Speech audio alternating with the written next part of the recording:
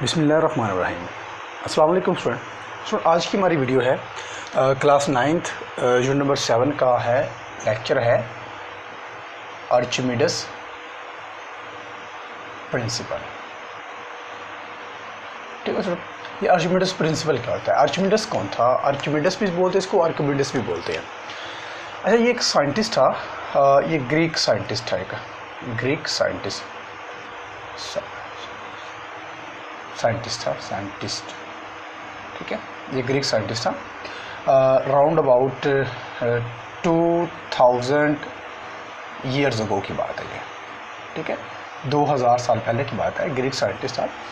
इसने ये डिस्कवरी की। इसने ये कहा कि जब हम किसी भी ऑब्जेक्ट को लिक्विड के अंदर डिप करते हैं, अब चाहे वो ऑब्जेक्ट हम टोटली लिक्विड के अंदर डिप करें या फिर पार्शियल के हाफ लिक्विड के अंदर डिप करें। देखिए, अगर ये ऑब्जेक्ट है, चाहे इसको हम लिक्विड के अंदर टोटल सारे को डिप कर दें या फिर इसको हाफ आधा डिप करें, तो जो लिक्विड होता है ना, वो एक फोर्स अप्लाई करता है इस ऑब्जेक्ट के ऊपर जिसको हम डिप कर रहे हैं। इसके ऊपर नीचे से एक फोर्स अप्लाई करता है, यानी कि अपवर्ड डायरेक्शन में फोर्स अप्लाई करता है, जो इस ऑब्जेक्ट को ऊपर उठाने की कोशिश करता है। ठीक हो गया? उस फोर्स को नाम दिया गया अपथ्रस्ट फोर्स। तो सबसे पहले देखते हैं अपथ्रस्ट फोर्स होती क्या है। अच्छा, आर्चिमिडस का प्रिंसिपल ये था कि when an object is totally और partially immersed in liquid into liquid कोई भी हो सकता है, into liquid and upthrust force act on it। अब अपथ्रस्ट फोर्स क्या होती है? बात करते हैं अपथ्रस्ट फोर्स की। अपथ्रस्ट का फोर्स एक ऐसी फोर्स होती है which act in outward direction, which act in upward direction। अब upward direction का मतलब देखें, वही अगेन मैं ये रिपीट कर देता हूँ कि अगर इस ऑब्जेक्ट को हम पानी के अंदर डिप करते हैं तो पानी इसको ऊपर उठाने की कोशिश करेगा।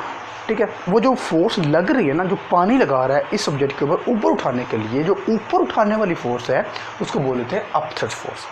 ठीक है, तो ये उसका स्टेटमेंट थी, ये प्रिंसिपल था उस ग्रीक साइंटिस्ट का, आर्किमिडस का, कि जब ऑब्जेक्ट को हम डिप करते हैं तो वो जो लिक्विड होता है वो ऑब्जेक्ट के ऊपर अपथ्रस्ट एक फोर्स अप्लाई करता है। ठीक है, अब इसकी एक छोटी सी डेरिवेशन है, हम वो डेरिवेशन करते हैं। सबसे पहले हम देखते हैं कि हमारे पास एक है कंटेनर है इस तरह से, ये एक कंटेनर है और इसके अंदर सारा लिक्विड फील्ड है, ये सारा इसके अंदर लिक्विड है। अच्छा, इसके अंदर एक ऑब्जेक्ट को रखा गया। हाँ, वो ऑब्जेक्ट था कुछ इस तरह से, ये ऑब्जेक्ट है जिसको इसके अंदर डिप किया गया, ये। ठीक हो गया? अब ये ऑब्जेक्ट डिप करने का मकसद ये था कि जो अपथ्रस्ट फोर्स कितनी होगी, कैसे अप्लाई होगी, किस पर डिपेंड करती है, वो डिटरमाइन करने के लिए सर। अच्छा देखिए, एक ये सारा इसके अंदर लिक्विड फील्ड है, लिक्विड के अंदर एक सिलेंडर है। अब ये सिलेंडर का एरिया है और ये टोटल सिलेंडर की जो कि वो हाइट है यहाँ से लेकर यहाँ तक। ठीक है, ये हाइट है सिलेंडर की। अब जो लिक्विड फोर्स लगाएगा वो दो तरह की फोर्स लगाएगा। एक फोर्स लगेगी ऊपर से जो कि ये होगी F1, और एक फोर्स लगेगी नीचे से जो कि होगी F2। ठीक हो गया? यानी कि लिक्विड जो इसके ऊपर होगा वो ऊपर से नीचे दबाएगा, जो नीचे लिक्विड होगा ये नीचे से ऊपर लेकर जाएगा। अच्छा, यहाँ पर दो तरह की डेप्थ बन रही है। दो पॉइंट अगर आप मेंशन करें तो एक पॉइंट होगा ये वाला, या फिर इसको हम यूँ कहते हैं, यहाँ से बजाय ये वाला, ये होगी हाइट H1, और दूसरा होगा ये वाला पॉइंट, तो ये हमारे पास होगी इस तरह से हाइट H2। ठीक है, और दोनों का हम डिफरेंस ले लें तो हमारे पास वो ये आ जाता है H, यानी कि हम ये कहते हैं H2 - H1 = H। ठीक हो गया? ये तो हमारे पास होगी टोटल हाइट, ठीक है, नीचे वाले पॉइंट पर, और ये होगी हमारे पास ऊपर वाले पॉइंट पर। तो इसकी अगर हम हाइट निकालना चाहें तो H2 - H1 हम इसकी हाइट निकाल सकते हैं। अब देखिए स्टूडेंट, एक प्रेशर लग रहा है अपवर्ड ऊपर से और एक प्रेशर लग रहा है नीचे से। ठीक है, तो यहाँ से अगर हम फोर्स निकाल लें, कितनी फोर्स अप्लाई हो रही है, तो प्रेशर का पहले हम फार्मूला निकाल लेते हैं। ये हमारे पास डेरिवेशन है डेरिवेशन है हमारे पास ये।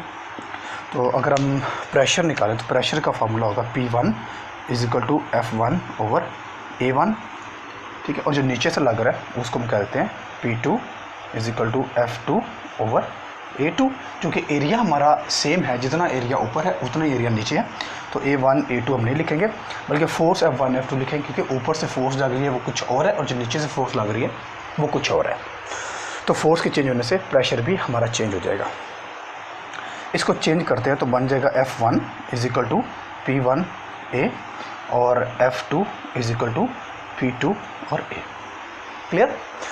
अच्छा स्टूडेंट, अब प्रेशर हमने जो पहले निकाला हुआ है, प्रेशर हम कैसे निकालते हैं, ये हमने प्रेशर इन लिक्विड में ऑलरेडी पढ़ा हुआ है अगर आपको याद हो। तो प्रेशर इन लिक्विड में हमारे पास जो होता है P1 के लिए जो प्रेशर हमारे पास होता है ना, लिक्विड के अंदर जो प्रेशर अप्लाई होता है उसकी डेरिवेशन हमारे पास होती है ρGH। ठीक हो गया स्टूडेंट? तो ये हमारे पास होगी ρGH। तो इस प्रेशर अगर हम P1 के लिए निकालेंगे तो ये हमारे पास आ जाएगा P1 इज इक्वल टू रो भी सेम होगी, G भी सेम होगा और H1 हो जाएगा, क्योंकि हमारे पास H2 है, H1 और H2। अगर हम P2 के लिए निकालेंगे ये तो ये हमारे पास आ जाएगा ρGH2। क्लियर?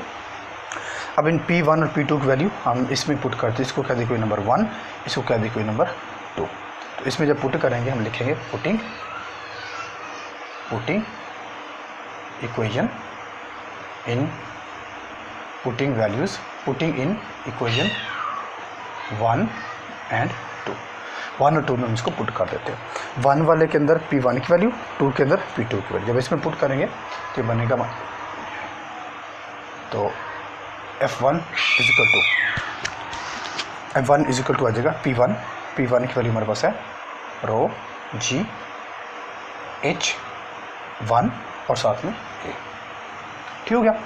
और इस तरह F2 की वैल्यू हमारे पास आ जाएगी, F2 की वैल्यू P2, तो P2 की वैल्यू ये है, तो रहेगा ρGH2 और A।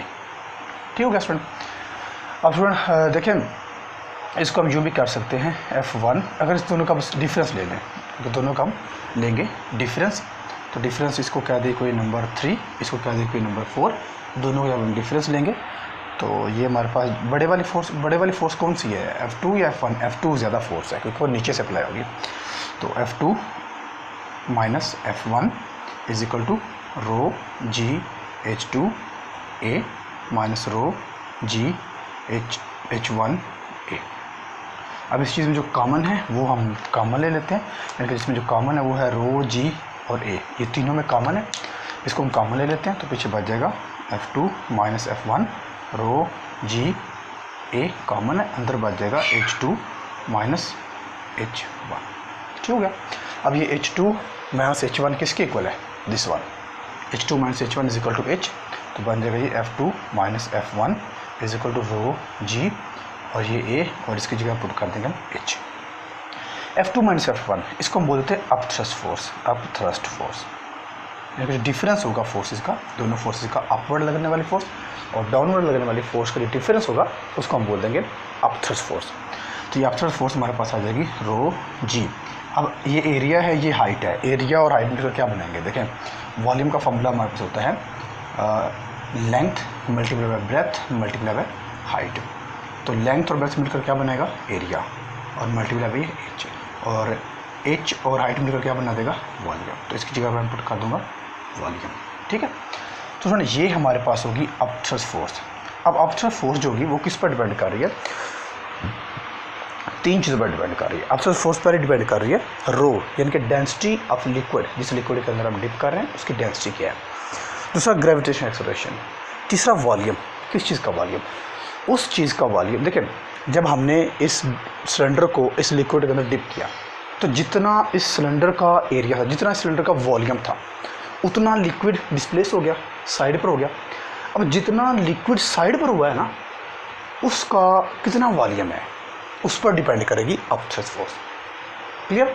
या फिर इसको आसान लफ्ज़ में और कर लेते हैं कि जितना लिक्विड वहाँ से डिस्प्लेस हुआ है ना, अगर सपोज वहाँ से 1 लीटर लिक्विड डिस्प्लेस हुआ है, हम 1 लीटर लिक्विड का वॉल्यूम मेजर कर लेते हैं, वेट मेजर कर लेते हैं, उसका वेट करते हैं, जितना उसका वेट बनेगा उस 1 लीटर वॉल्यूम का, तो इसका मतलब उतनी अप थ्रस्ट फोर्स होगी। क्लियर? ओके, आई रिपीट कि अपथर फोर्स डिपेंड करती है वॉल्यूम पर, वो वाला वॉल्यूम जो डिस्प्लेस हुआ है जब हमने इस सिलेंडर को इस लिक्विड के इस कंटेनर के अंदर डिप किया। कितना वॉल्यूम डिस्प्लेस होगा? उतना ही वॉल्यूम डिस्प्लेस होगा जितना इस सिलेंडर का वॉल्यूम होगा। अब उस वॉल्यूम, जितना वॉल्यूम डिस्प्लेस हुआ है ना, अपथर फोर्स उस वॉल्यूम पर डिपेंड करती है, या फिर हम जो कह लेते हैं कि जितना वॉल्यूम डिस्प्लेस हुआ है ना, अगर उस वॉल्यूम का हम वेट मेजर करते हैं तो जितना उसका वेट आएगा उतनी अपथर फोर्स लगेगी इस ऑब्जेक्ट के ऊपर जो कि नीचे से ऊपर लेकर जाएगी। Clear friends? ये था हमारे पास आर्किमिडीज प्रिंसिपल, जो कि ग्रीक साइंटिस्ट था। ये उसकी डेफिनेशन और ये उसकी डेरिवेशन। Thank you sir.